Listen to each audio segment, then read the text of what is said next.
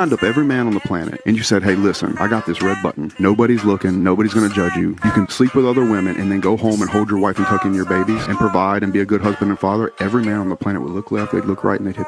This clip has been making the rounds, and I think it's a really interesting thought experiment. Is something still wrong even if no one gets hurt? Is an act going to weigh on your conscience? Are you going to feel guilty, be guilty, even if you get off scot-free, guaranteed?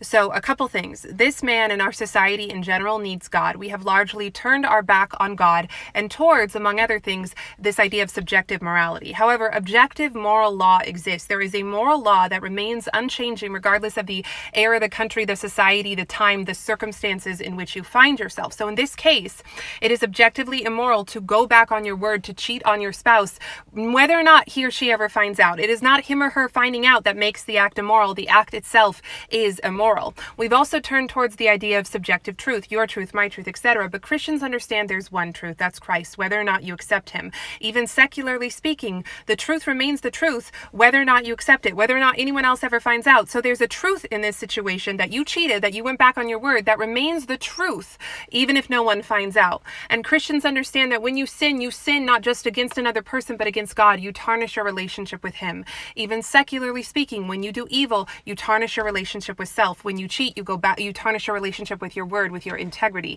That's something to consider.